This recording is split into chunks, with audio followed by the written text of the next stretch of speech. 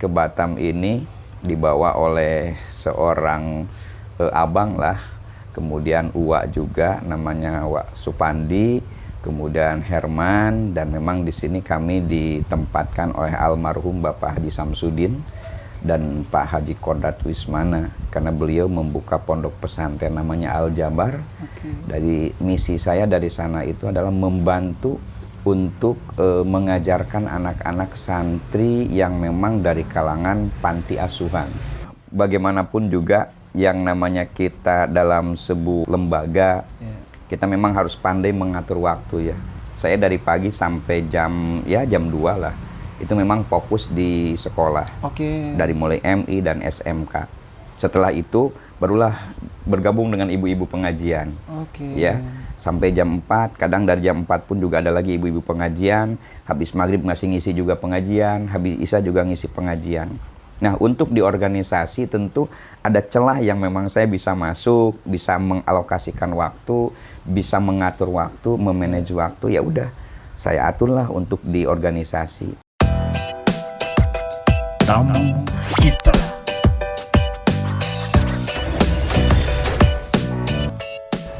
Sahabat kita, jumpa lagi dalam podcastnya Tamu Kita. Dan seperti biasa di podcastnya Tamu Kita kami menghadirkan narasumber-narasumber tokoh-tokoh yang ada di Batam terkait dengan motivasi dan juga inspirasi.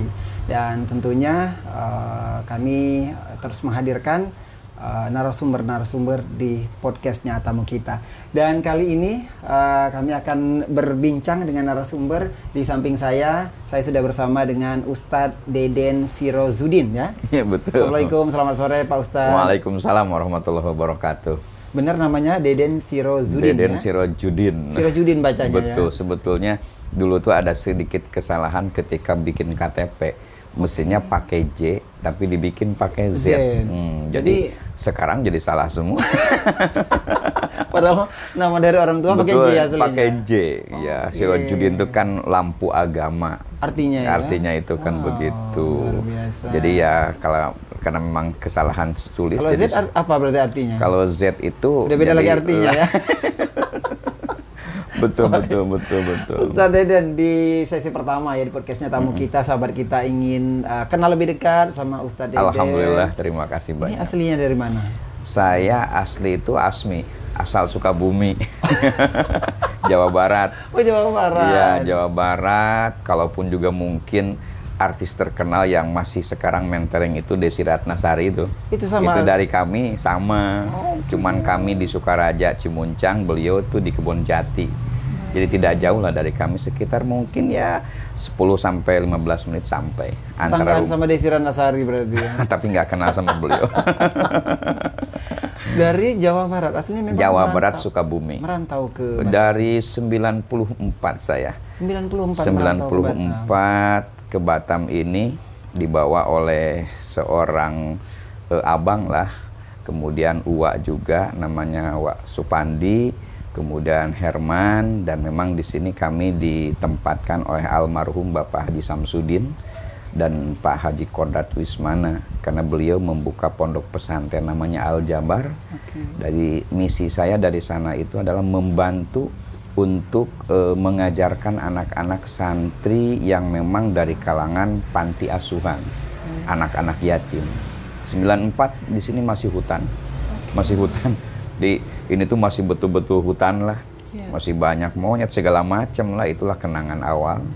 Dan alhamdulillah langsung ke sini kemarin di tempat. Langsung. Di mana ini tempatnya? Di sini di atas itu di Al Jabar, di Al Jabar, ya. Bengkong Al Jabar. Jadi pas begitu kemarin itu memang betul-betul ke Al Jabar langsung.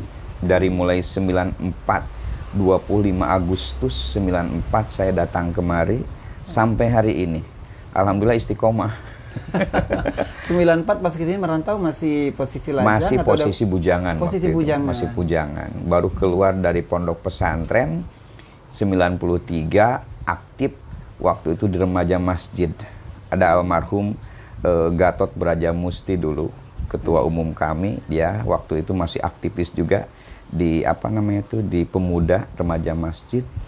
Dan alhamdulillah sampai hari ini betah di Batam karena butuh Betah Jadi, karena butuh. artinya tadi disepil juga ya dari SMA Pondok Pesantren. Saya Berarti pondok kalau pesantren. SD, SMP di mana? Di sana di Sukabumi. Di Sukabumi Betul, juga. betul, Apa betul. pesantren juga? Iya, pesantren juga. SD? Di pesantren. Jadi Pesantren. tamat SD itu langsung masuk pesantren. Oh, SD negeri dulu Iya, ya, SD betul, biasa dulu betul, ya, betul, SD negeri, baru Masuk SMP-nya pesantren, iya, SMA-nya betul. pesantren. Betul. Tamat pesantren ke Batam. Iya, betul. Baik, luar biasa. Jadi memang dari pesantren asli kami itu tidak dari sekolahan. Ya. Cuman pas begitu ke sini sekolah, kemudian ya kuliah dan sampai hari inilah. Oh, kuliahnya di Batam. Di Batam kuliahnya. Baik. Ustaz Deden ini berapa bersaudara? Insya Allah saya 4 bersaudara. Ustaz, Pertama anak perempuan udah almarhum meninggal dalam beberapa 2 tahun yang lalu. Kemudian abang ada di sini Oke. ikut saya bawa kemari. Kemudian kakak yang perempuan masih ada di kampung. Satu lagi. Berarti Ustaz anak bungsu? Saya anak bungsu, perempuan? iya Oh. bungsu. Saya bungsu di sini, alhamdulillah. Baik, artinya menikah di Batam Ustaz Deden. Menikah di Batam, jadi waktu mau berangkat kemari memang kalau orang tua tuh kadang-kadang suka bahasanya menjodohkan ya dulu tuh. Kayak Siti Nurbaya. Dijodohin ya. Dijodohin ya memang mungkin barangkali sudah takdir kan. benar. Semuanya juga sudah Allah rencanakan dan alhamdulillah di tahun 94 saya kemari, setahun di sini, 95 kami menikah. Oh, 95. 95. Berarti cuma 1 tahun di sini. 1 tahun di sini. Langsung dapat jodoh. Langsung dapat jodoh, tapi jodohnya dari kampung halaman. Oh, sama satu kampung. Sama-sama satu kampung. Tapi ibu udah di sini dulu apa? Enggak. Saya udah di sini 1 tahun, barulah nikah, pulang ke kampung. Habis itu saya nikah, habis nikah dibawa lagi kemari. Oh, Seperti berarti satu itu. kampung ya sama Satu ibu kampung, ya, Pak, ya. satu kampung, satu negara. Satu negara. Sama-sama negara Sukabumi. Dan Betul. sekarang ada berapa berarti anaknya? Alhamdulillah sekarang tuh saya punya putra dan putri, ada 4. Pertama anak laki-laki dan sekarang sudah menikah, dapat putra 2. Artinya saya udah punya cucu 2 nih. 2 ya, Ustaz. Karena memang tidak terasa udah 31 tahun juga di Batam, Di Batam ini. ya. Kemudian yang kedua masih kuliah ya dan bekerja di notaris. Yang ketiga perempuan, alhamdulillah masih kuliah juga di kebidanan. Oke. Kemudian yang keempatnya itu masih kelas 2 SMK. Alhamdulillah. Ustaz, artinya dari 94 menjadi pendakwah atau tokoh Betul. agama sampai dengan sekarang. Alhamdulillah. Aktif dakwah itu saya mungkin dari tahun 2000 tuh. 2000. Ya, 2000. Jadi sebelumnya dari 95? saya di pesantren aja, nggak pernah Oh. keluar. Saya pesantren saja memang fokus ngajar Pesantren anak-anak Al-Jabar santri. ya, Pak, Iya, ya? ngajar anak-anak santri baik Quran, kemudian kitab kuning. Itu yang saya lakukan. Sampai tahun 2000. Tahun 2000 waktu itu masih almarhum Pak Kiai Haji Didi Suryadi. Oke. Allahumma gfir lahu warhamhu wa'afi wa'fu anhu. Beliau yang ngajak saya dan beliau ketua Majelis Dakwah Indonesia waktu itu, MDI ya. Kemudian saya diajak sama beliau di PMB, sekarang Persatuan Mubalik Batam. Iya. Dan alhamdulillah ya sampai sehari inilah aktif di dakwah dari tahun 2000 sampai hari ini. 2000 ya. sampai 2025. ya, Betul, Pak. betul. Luar biasa, dan nama Ustadz Deden juga udah terkenal ya di Batam ya. Terkenal ya. Alhamdulillah. Ustadz Deden artinya kalau di Pondok Pesantren Al-Jabar sebagai apa ini? Posisi saya ketika waktu awal pertama memang hanya guru ngaji saja. Oke. 95 saya diperbantukan waktu itu karena memang dulu kan aktivis juga lah di remaja masjid. Waktu itu diperbantukan di tata usaha awalnya. Ya. Kemudian ngajar guru agama di SMK waktu STM.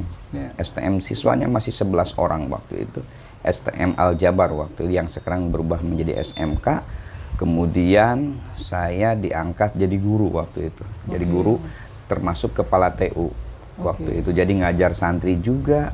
Kemudian ngajar di STM juga waktu STM kan. Ya. Kemudian saya juga sebagai kepala TU. Kemudian lanjut lagi ke sininya, terus saya diperbantukan jadi selain guru sampai menjabat wakil kepala bidang humas waktu itu. Itu kan ada PSG ya, pendidikan sistem ganda. Saya sering dibawa ke sana kemari, ya akhirnya ya sampai hari ini tahun 2013, 2011 waktu itu saya selesai kuliah diangkat menjadi kepala sekolah MTS. Oke. SMP. Setelah itu MTS sudah kami pegang, kemudian almarhum Pak Kiai Haji Samsudin memerintahkan saya juga untuk pegang SD. Jadi kepala MTS waktu itu kepala MI. Dan di SMK waktu saya masih wakil kepala bidang humas. Masih humas juga. 2013 kemudian beliau menitipkan saya untuk jadi kepala sekolah SMK. Jadi 3 kepala sekolah waktu saya pegang. MTS, MI, sama SMK. 2 tahun saya, tapi nggak sanggup karena terlalu banyak kali, sehingga saya mengundurkan diri dari MTS dan MI. Saya bilang saya fokus saja di SMK, yang waktu itu siswanya hanya 98.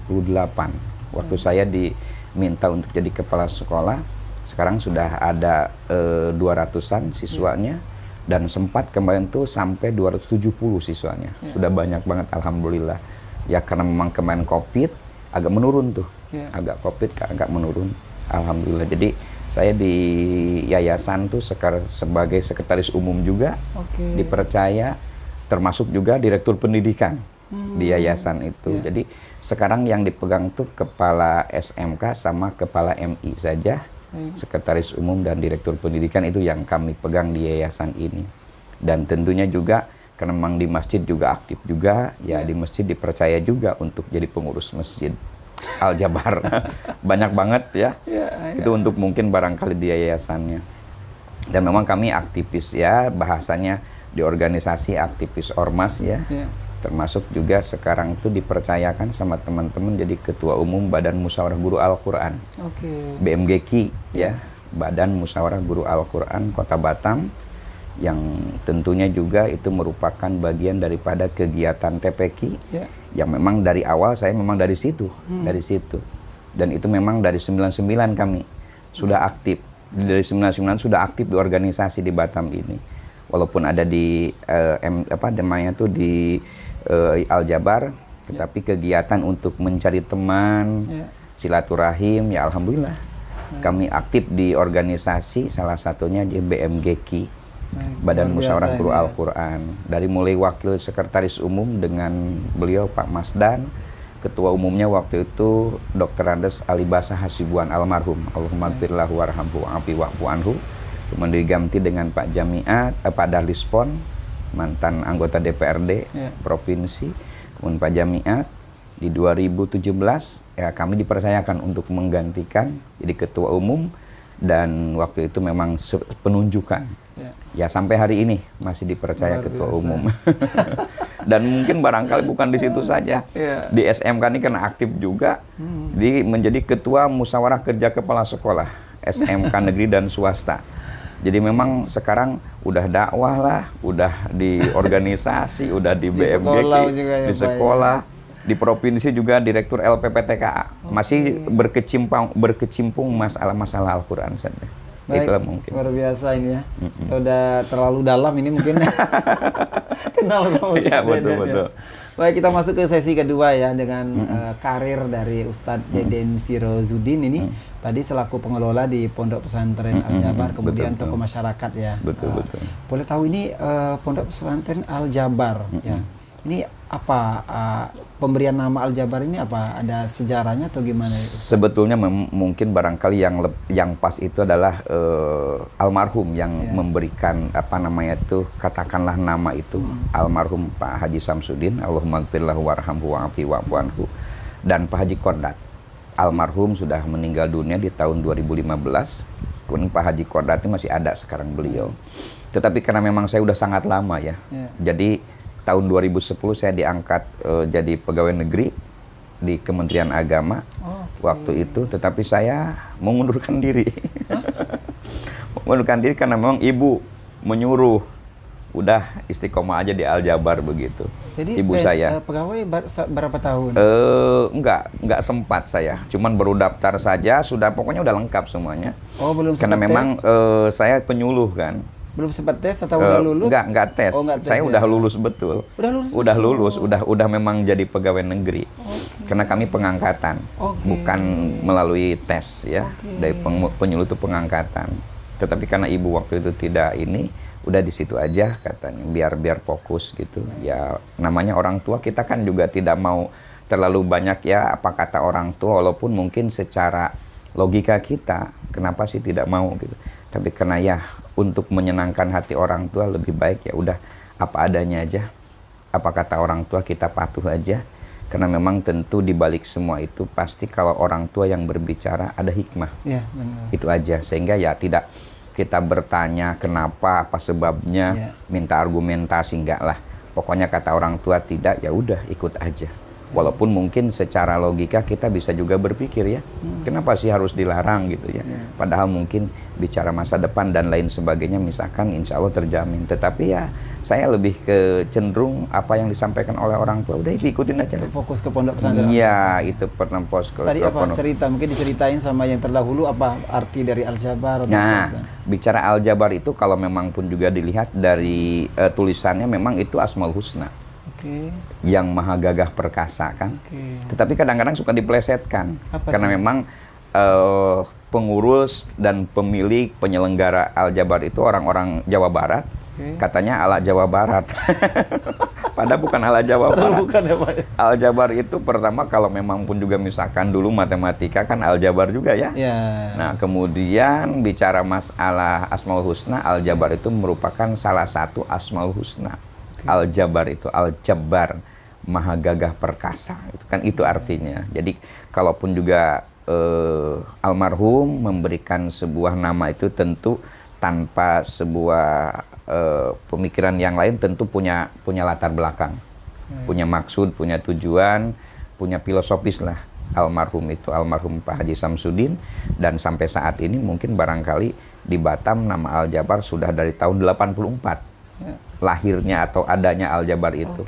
Dari beliau sampaikan, saya 94 ke sini, Al-Jabar sudah ada dari 84. Di 10 tahun. 10 tahun sebelumnya. Sebelumnya sudah ada Al-Jabar itu. Jadi memang sudah sangat lama, sehingga mungkin barangkali masyarakat Batam yang lama-lama sudah mengenal sosok almarhum Pak Haji Samsudin, Pak Haji Kodrat, dan termasuk juga lembaga sekolahnya Al-Jabar itu sendiri. Ustaz Deden tadi dikatakan bahwa sempat pegawai tapi ditolak dan fokus ke Al-Jabar ya. Betul. Ini dari 94, menurut dari pengalaman Ustaz Deden sendiri gimana perkembangan dari pondok pesantren Al-Jabar sampai dengan sekarang? Ya tentu tahadus binikmah ya. Bagaimanapun juga yang namanya pendidikan ini kan kadang-kadang kalau bicara grafik itu naik turun ya. Tentu dengan perkembangan sekarang katakanlah mungkin barangkali teknologi yang semakin maju, dan memang kita juga bersaing kan. Yang namanya pendidikan itu kalau bicara masalah masih istiqomah Al-Jabar, alhamdulillah sampai hari ini masih istiqomah. Baik itu mungkin barangkali pendidikannya, termasuk keberadaannya masih insya Allah, karena memang Al-Jabar ini lengkap. Dari mulai RA, MI, MTS, MA, dan SMK, termasuk panti asuhan dan juga pondok pesantrennya. Dilengkap di situ tuh. Jadi ada RA-nya, kalau di negerinya itu di umumnya itu TK, ada MI-nya, ada SD, ada MTS-nya, SMP, ada SMA-nya, MA, dan SMK-nya. Jadi almarhum itu betul-betul punya pandangan yang visioner ya. Pandangan ke depan, sampai beliau membuat apa namanya itu SMK. Artinya karena memang ini kota industri, yang tentunya juga relevansinya sangat cocok kalau seandainya dibuat atau dibangun sekolah yang memang SMK, STM waktu itu. SMK negeri juga belum ada waktu itu. Yang ada tuh baru SMKTA, Sekolah Menengah Kejuruan Tingkat Atas. Kartini yang punya. Dan Semea Ibnu Sina yang saya tahu waktu itu. Jadi cukup luar biasa almarhum membuat lembaga pendidikan di Batam ini, yaitu Al-Jabar, cukup lengkap. Alhamdulillah. Kita diingatkan ini udah masuk ke sesi ketiga ya. Tapi saya ada satu pertanyaan lagi nih. Betul. Sebelum Ustadz ini kan selaku pengelola di Pondok Pesantren Al-Jabar, kemudian aktif juga di pemuka agama ya. Ustadz ini gimana cara Ustadz membagi waktu? Karena ya terbilang sibuk juga. Gimana Ustadz? Jadi memang bagaimanapun juga yang namanya kita dalam sebuah lembaga, kita memang harus pandai mengatur waktu ya. Harus pandai membagi waktu. Ada yang memang wajib. Saya dari pagi sampai jam 2 lah. itu memang fokus di sekolah. Oke. Dari mulai MI dan SMK. Setelah itu barulah bergabung dengan ibu-ibu pengajian. Oke. Ya, sampai jam 4, kadang dari jam 4 pun juga ada lagi ibu-ibu pengajian.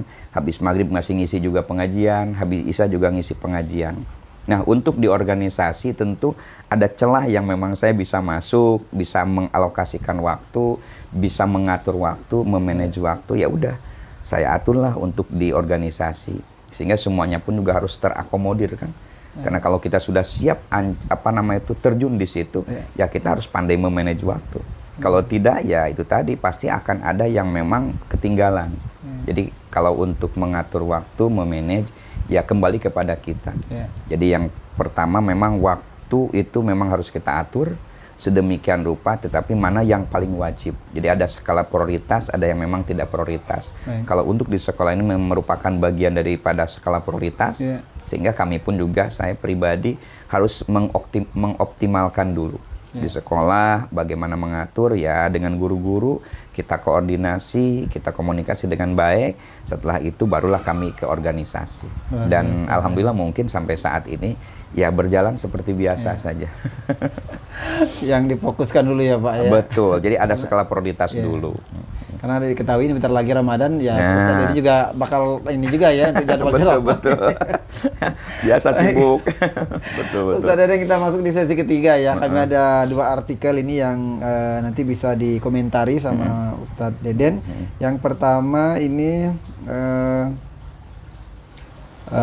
Ustadz Deden Sirajudin ya, kembali nahodai BMGK Batam. Betul. Ya. Oh, tadi yang disebutkan betul. Apa nih BMGK? Apa ini? Badan Musyawarah Guru Al-Quran.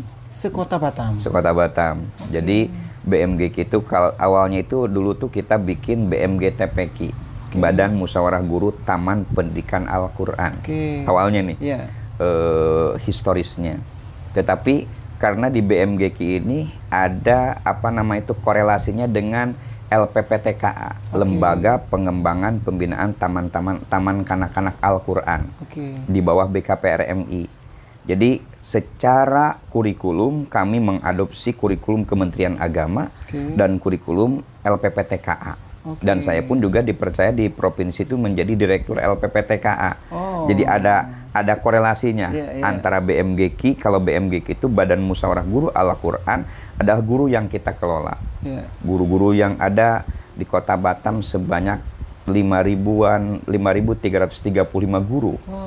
Dan dari pemerintah sudah mendapatkan perhatian insentif ada 4.300, dan santrinya tuh di Batam itu sekitar 120 ribuan santrinya.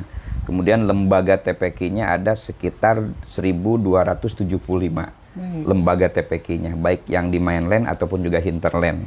Nah itu, jadi kalaupun juga misalkan bicara BMGK, itu adalah kumpulan guru-guru TPQ Sekota Batam. Sekota Batam. Alhamdulillah. Ini berapa lama kepengurusannya? Kepengurusan jadi, yang kita punya dalam ADART itu 5 tahun. 5 tahun. Berarti 5 tahun sebelumnya Ustadz Deden ini saya 2017 sampai 2022. Ya, 2022 sampai 2027 ya. Kurang lebih. Jadi kemarin tuh kita membus di tahun 2022 akhir, awal 2023 ya sekitar 2028 lah awal baru habis. Begitu. Ada 2 periode berarti ya Ustadz? 2 periode. Luar biasa. Artikel yang kedua ya Ustadz Deden ya. Ini kesejahteraan tokoh agama di Batam ditingkatkan. Ya, ini terkait dengan adanya bantuan dari pemerintah Kota Batam kepada tokoh agama. Kalau menurut Ustadz sejauh ini bagaimana perhatian dari pemerintah untuk para tokoh agama di Batam? Pertama tentu kami atas nama pribadi ya. Dan atas nama juga sebagai ketua BMGK sangat mengapresiasi dan sangat berterima kasih kepada pemerintah Kota Batam di bawah pimpinan Haji Muhammad Rudi kemarin, yang sekarang hari ini kan kita ucapkan selamat kepada Bapak Dr. Haji Amsakar Ahmad SOS MSI dan Ibu Li Claudia Chandra yang menjadi wali kota dan wakil wali kota. Dan alhamdulillah memang di bawah pimpinan Pak Rudi dan Pak Amsakar ketika saat itu kita mendapatkan insentif guru-guru TPQ itu. Dari tahun 2010 sampai 2025, dari Rp150.000 sampai sekarang 1 juta per guru per 3 bulan dikasihnya. Jadi kalaupun juga misalkan maaf dibanding-banding dengan kabupaten kota lain, ya cukup sangat luar biasa. Batam ini sangat luar biasa.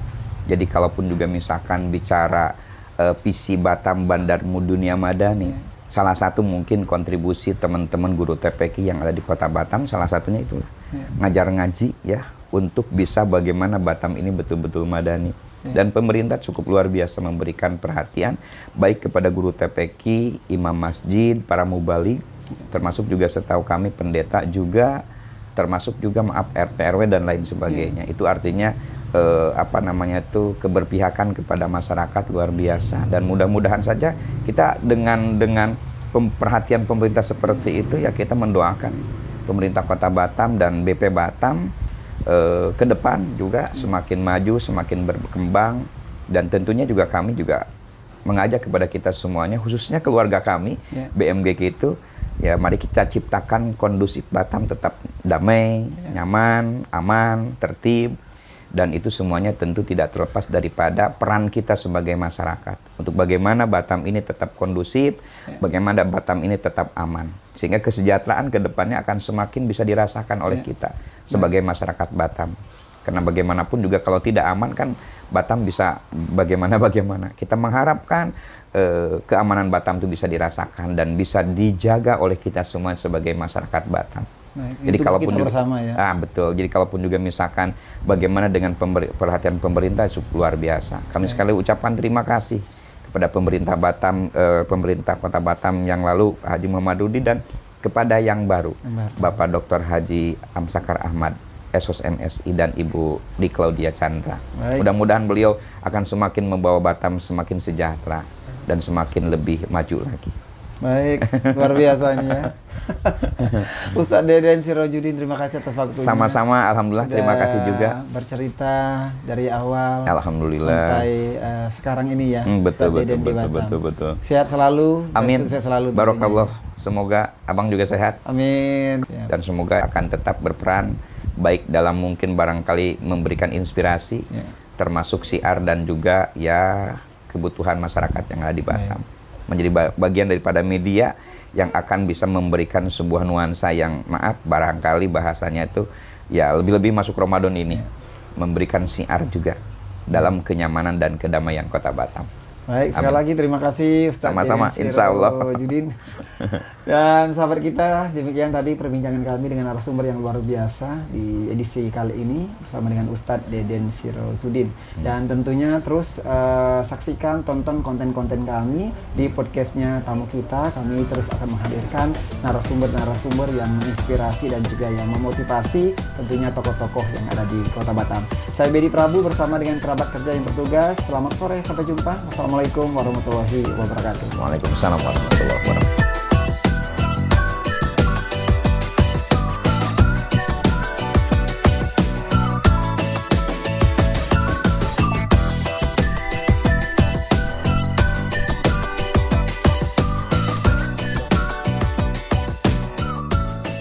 Tamu Kita.